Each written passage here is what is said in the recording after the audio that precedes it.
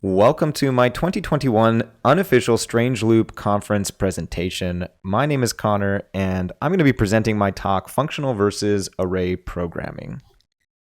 This is a short about me slide. I have been working at NVIDIA for the past 2 years as a professional C++ developer, but I've done a little bit of programming in other languages like Python and Java and Go over the years.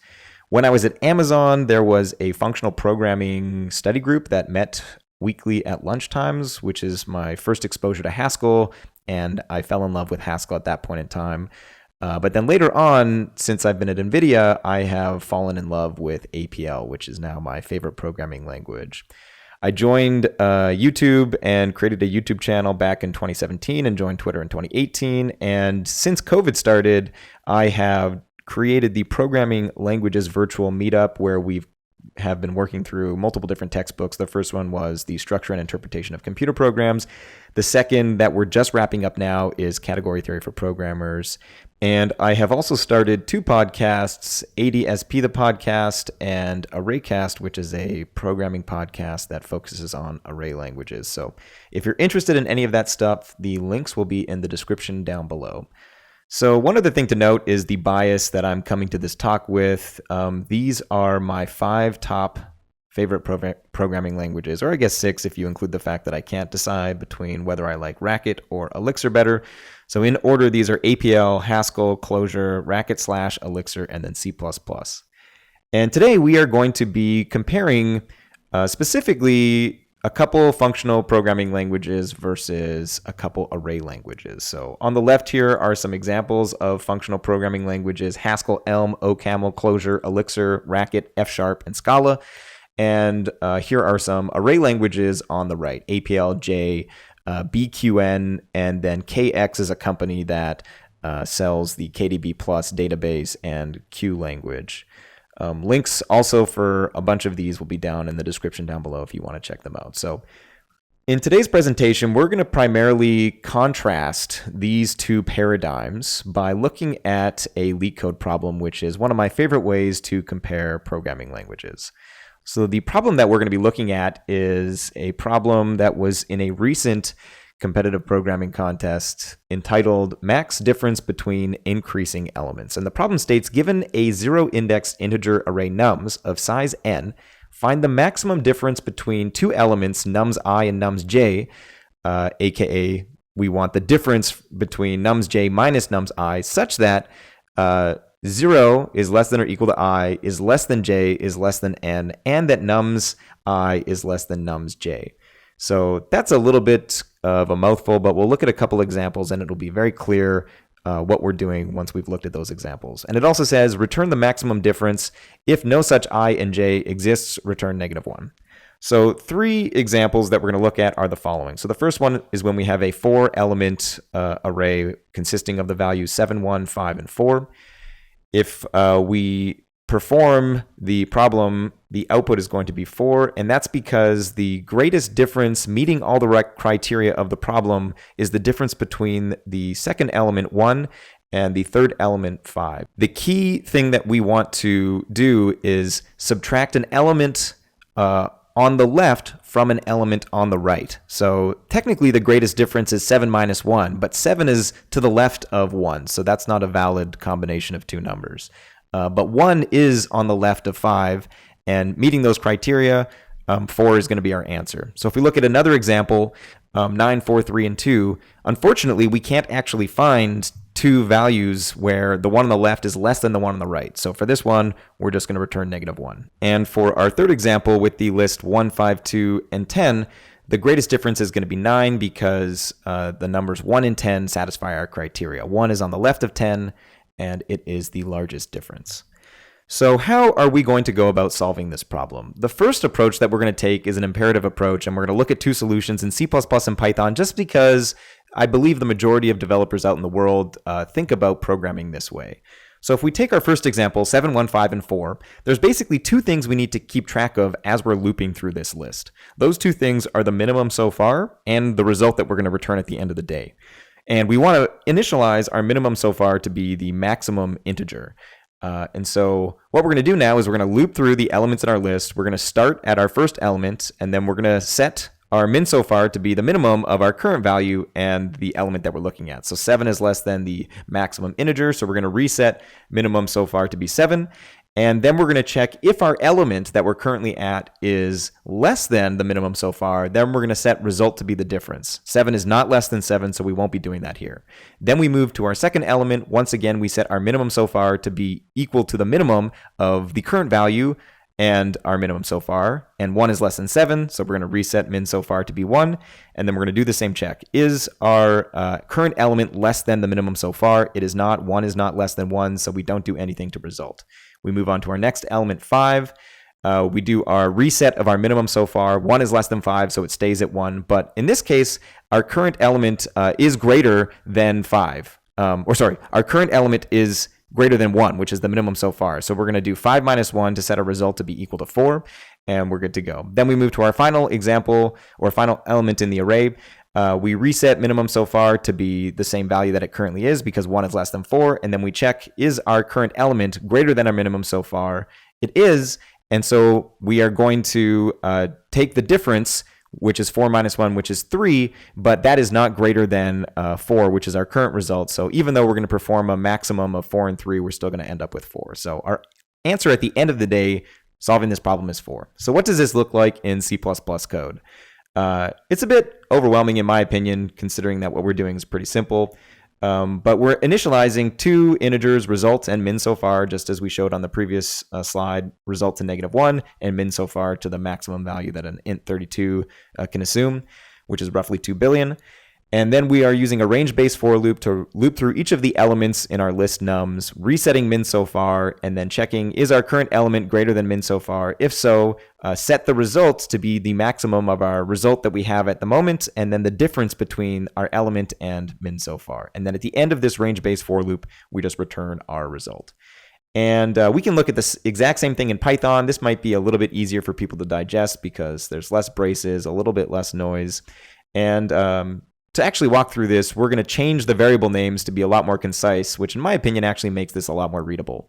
So once again, we're setting res, which is short for result, to -1, and low, which is short for min so far, to be the max size.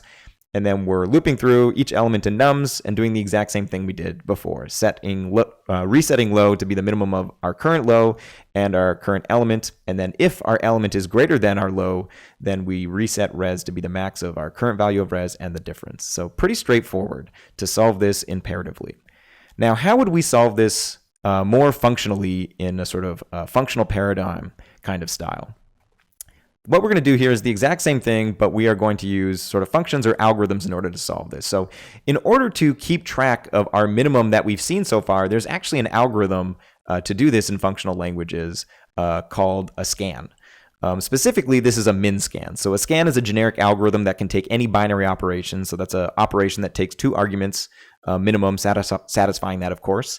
And what it's going to do is it's basically for each element, it's going to give you the result of taking that binary operation and reducing for each of your sublists. So basically, this gives you the minimum of the first element, which is just 7, then the minimum of the first 2 elements, which is 1, then the minimum of the first 3 elements, which is also 1, and then the minimum of the full list, which is also 1. So the min scan of 7154 is 7111, which is what you see on screen. Then once we have this min scan, we can just take the difference between our original input and the min scan, and that's going to give us 0, 0, 4, and 3. And this basically represents all the values that could be our answer, except for the zeros, and then we just want to take the maximum of those answers. And so the first thing we need to do is remove the zeros, and then we need to take the maximum. And the reason we need to remove the zeros, because in the case where we have the example 9, 4, 3, 2, you want your answer to be -1. So in that case, we actually have to do a little small modification, and that's adding a -1. Some solutions will solve this by just calling a generic reduction algorithm that initializes your result to be -1. Other solutions that we'll see, you're going to have to catenate 1 to our list in order to solve this problem. So let's take a look at what this looks like in a functional language. And the first functional language we're going to look at is Scala. So here is our Scala solution. It's making use of scan left filter, a fold left, and a couple other functions. And so let's walk through what we just saw function by function in this solution. So let's get rid of the signature, and we're going to start with 7154. So the first thing we're going to do is our scan left. And note that scans in Scala, you have to initialize with a value. So we're using int.maxValue, and this a little bit irritatingly is going to give us 2 billion as our first element, and it's going to add that element to our list of 4. So we actually have a list of 5 elements here. Then that's why we need to call the tail function. Tail is known as drop 1 in other languages, so it's just basically dropping the first element from this list so we get back the min scan that we actually want, which is our 7111. Then we're going to zip this min scan with our original input nums. So we're going to get a list of 2 tuples, which is basically the original input and our min scan. And so once we have this, now we can perform a mapping operation over these tuples where we subtract the min scan value, or we subtract the min scan value from the original value. So we're going to end up with the 0, 0, 4, and 3 that we showed previously.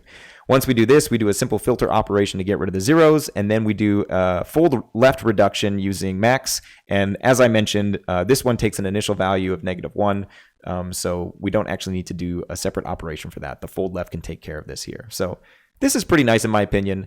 But an even nicer solution is the Haskell solution, in my opinion. So if we switch to that, it looks somewhat similar and somewhat different. So you can see the fold L max here. You can see the filter, but then the zip width minus, angle bracket, asterisk, angle bracket, scanl1 min looks slightly different. So let's juxtapose these two and compare them side by side. So as I mentioned, the fold max is basically identical. In Haskell, it's called fold L. In Scala, it's called fold F.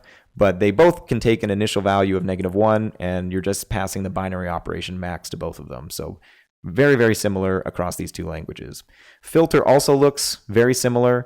You spell the lambda slightly differently. In Haskell, this abbreviated lambda is called a section, but the algorithms are the exact same name. You're just spelling the lambda slightly differently, and very similar for these two. For the rest of the solution, though, it's drastically different. So why is this? Well, the first thing that's causing a difference is the fact that scan left takes an initial value for our scan. So in Haskell, there are actually 2 different scan algorithms. There's scan L, similar to fold L, and there's also scan L1, which is what we're using down below.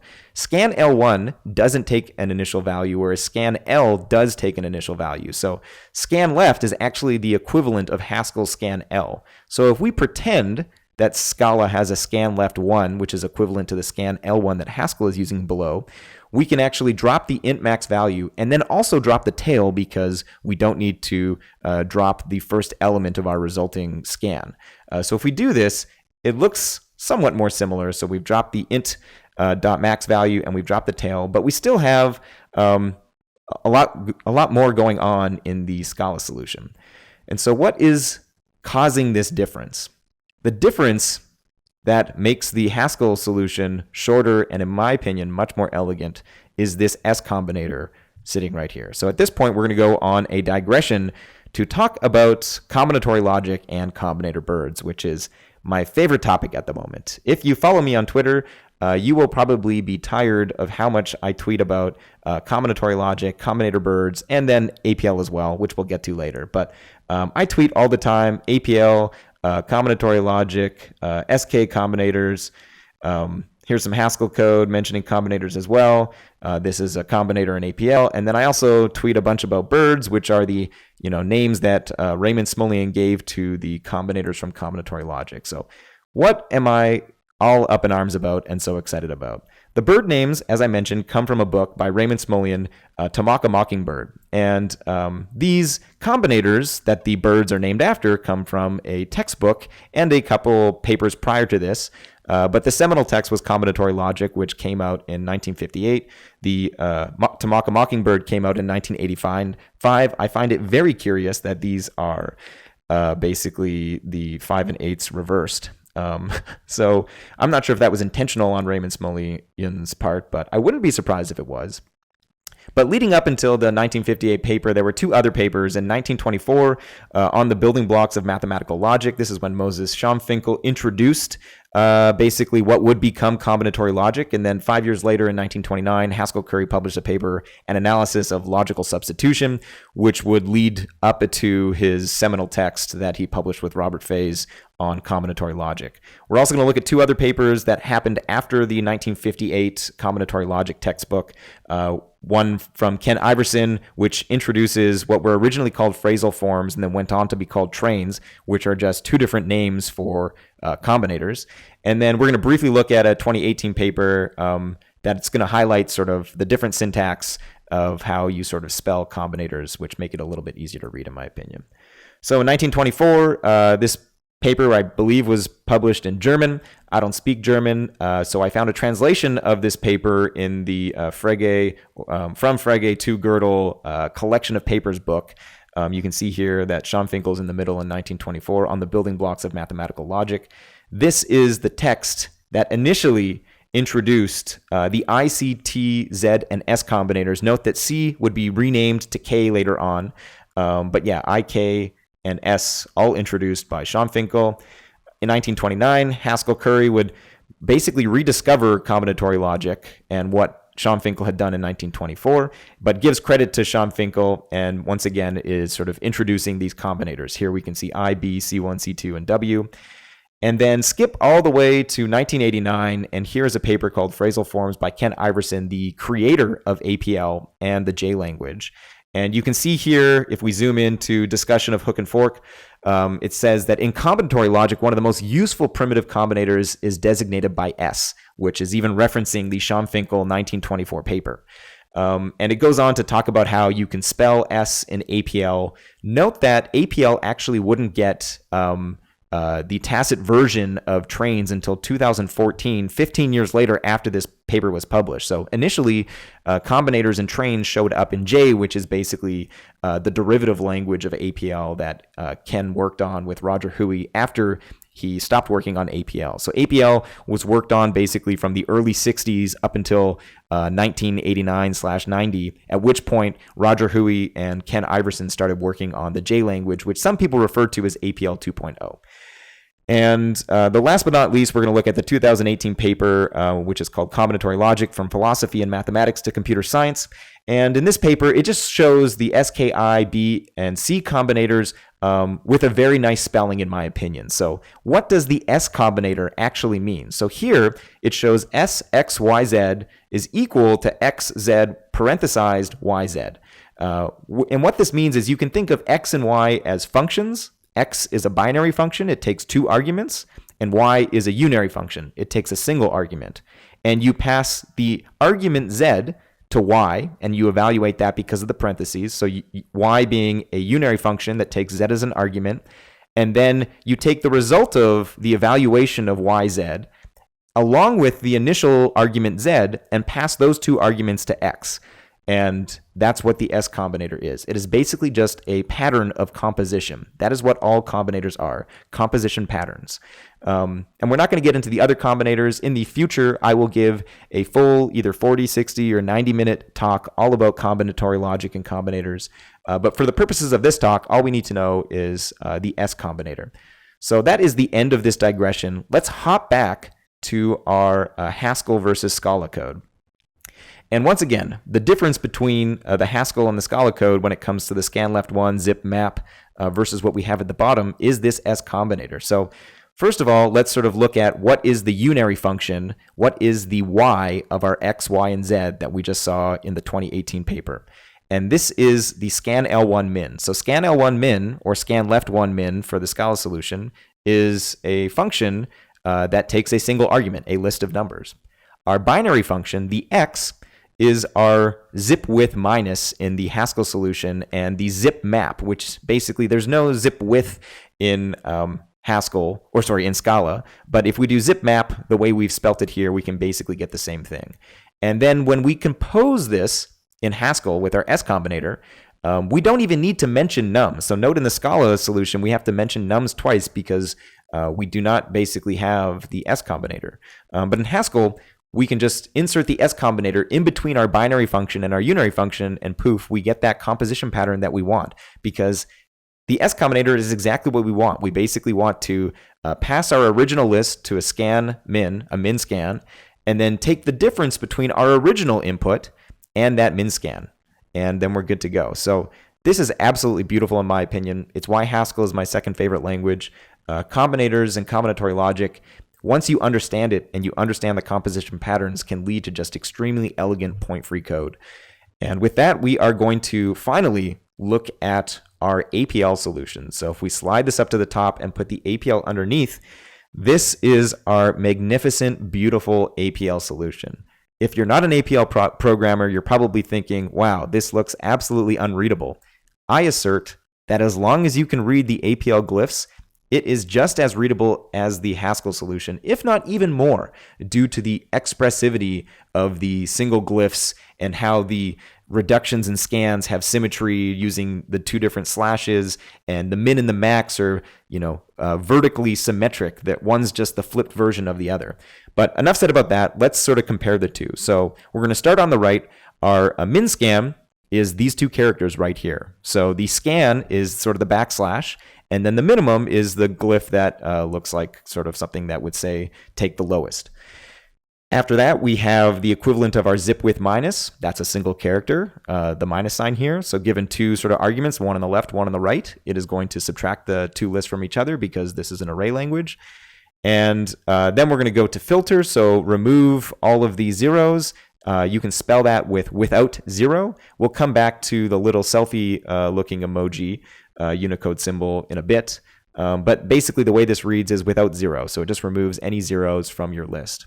Then we need to modify our green highlighting box because the fold max is slightly different because we don't initialize our reduction.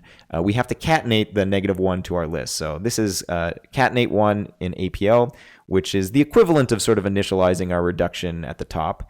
And then our fold L max is spelt with a basically max reduce. So as I mentioned, sort of you can see the max and the min glyphs are basically vertically opposites of each other, or I should say horizontally opposites of each other. And the reduce and the scan are vertically flipped. So there's so much symmetry and beauty in APL if you learn the glyphs and learn to read it.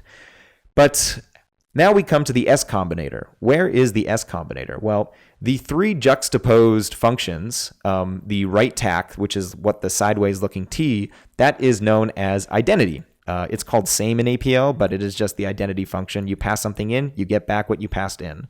And when you have three juxtaposed functions where two of them are unary, the left and the right one are unary, and the middle one is binary, this is what is called the S prime combinator, which is basically a generalization of the S combinator.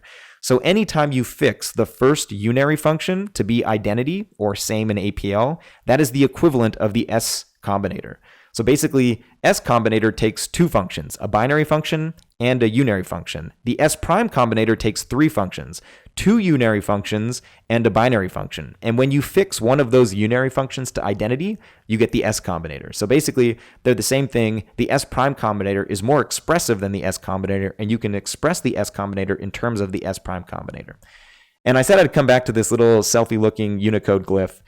This is known as the C combinator in combinatory logic. So it basically flips the order that you're evaluating things. So when you want to use the without glyph, you basically usually you have a list as the left argument, and then the scalar or the elements that you want to remove from your list on the right. So because 0 is what we want to remove, we actually want to flip that to be the right argument, and then what's on the right we want to be our left argument. So there are a ton of combinators in both Haskell and APL, but APL has even more of them, and they are so useful when you learn to use them. So if we get rid of all the noise, these are the two juxtaposed solutions. And even though they look extremely different, semantically, they are very similar, which is why they are both my favorite languages. APL is number 1 and Haskell is second. If we take a look at what are some of the common combinators in both of these languages, so we've already covered S, K, which is also known as the kestrel bird. S is the starling bird. In Haskell is const, and in APL is the right tack. Identity in Haskell is ID in APL, it's also the right tax. So note that identity is a unary function, and K is a binary function. So K, basically given two arguments, it just throws away the second one and keeps the first one, which is why it's called constant Haskell. So whenever you have two combinators that have a difference in arity, one is binary and one is unary, you can reuse the same APL Unicode symbol to define both of them, which is amazing in my opinion. And moving on to the two final combinators, the C and W combinators, the birds corresponding to those are the cardinal and warbler bird. In Haskell, they're flip and join, and in APL, they both use the commute operator. So super amazing. You should learn to use these in either of the languages, as they are super, super useful. So to kind of conclude, if we look at sort of properties of functional languages and compare them between Haskell and APL, what do we have? So for point-free programming, both of them support it. In my opinion, it's even easier in APL just due to the way that the language is designed. Combinators exist in both. In my experience, there's a lot more combinators, and due to the fact that they're only single character or Unicode symbols, it's the tax of using them is so low that you just tend to use them all the time. Whereas sometimes in Haskell, if you have to spell flip or, and use parentheses in order to evaluate something, it's less ergonomic, whereas in APL, it's just so natural, which is why there's two check marks for both point-free and combinators. Both of them have support for function composition, but where Haskell and sort of, pure functional languages start to veer away from APL, first-class functions only exist in Haskell, pure functions only exist in Haskell, and ADTs, aka algebraic data types, only exist in Haskell. In APL, primarily you're dealing just with arrays that have different rank, although there are support for sort of objects that link to C#, but primarily you're working with arrays. That being said, there is an exciting new language that's being developed by Marshall Lochbaum, an individual who has contributed to J, aka the APL 2.0, and that worked at Dialog APL for a period of time. And that language is BQN, which is basically sort of the most modern APL. And that language is going much more in a functional direction than APL was originally developed to be. And if we look at the two solutions between APL and BQN, you can see that they are very, very similar. They just have a few differences. So one of them being that operators, aka reduce and scan, are no longer the same sort of symbols as verbs or functions. They are superscript, which is a very interesting design decision that I don't think I've seen in any other language.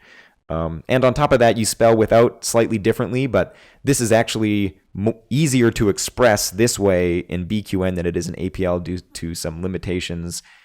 It's primarily to do with the fact that BQN has a context-free grammar and APL does not.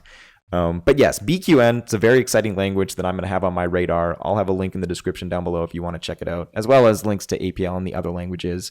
Here's an awesome blog post where Marshall Lochbaum is talking about sort of what is functional programming and, where do certain languages lie. It's a fantastic read. I will leave the link in the description down below as well. So in summary, as I've said, these are sort of the comparisons. This is not a Haskell is better than APL or functional programming is better than array programming. These are my two favorite paradigms by far. I absolutely love point-free programming. I love the composition patterns that combinators give you, and I'm surprised that it's not a more prominent tool that programmers reach for because they don't really exist in imperative languages per se. They exist in these more functional languages or array languages. And I think it's APL is a very niche language, and the array paradigm, is a very niche paradigm. But I don't think it's a widely acknowledged fact is how powerful combinators are, and the point-free programming. They refer to it as tacit programming, and they refer to combinators as trained. So I think that's part of the problem, is that these communities sort of rebranded point-free and combinators to use different terms, but it's the same thing, just under a different name. And the last thing that I sort of want to close on is this quote, or comment, I should say, from one of the people that commented on one of my YouTube videos, is that Haskell is basically uncompressed J.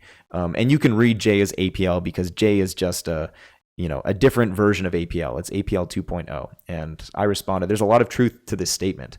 I had never thought of Haskell as sort of a decompressed J or an uncompressed J. But I think it's so true. Haskell and APL, they are different in many ways, but they're also extremely similar in many ways. And the ways that they're extremely similar in are the reasons why I love the two languages and the paradigms in general.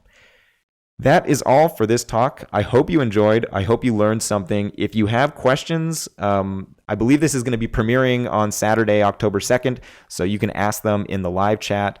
I'm not sure how long that live chat will stay open for, but if it closes, feel free to ask your questions in the comment section down below, or you can tweet them at me at CodeReport, and I will be happy to answer any and all, even if you're watching this, months down the road. Feel free to keep commenting. If you really want an answer and it happens to be years down the road, I'm probably not checking the comments on this video, but you can tweet at me, and I will always be happy to answer any and all questions with respect to combinatory logic, functional programming, array programming. I love this stuff, and hopefully I've gotten you interested in some of the aspects of these languages that you might not have known about. So once again, thanks for watching. I hope you learned something. I hope you enjoyed, and have a great weekend.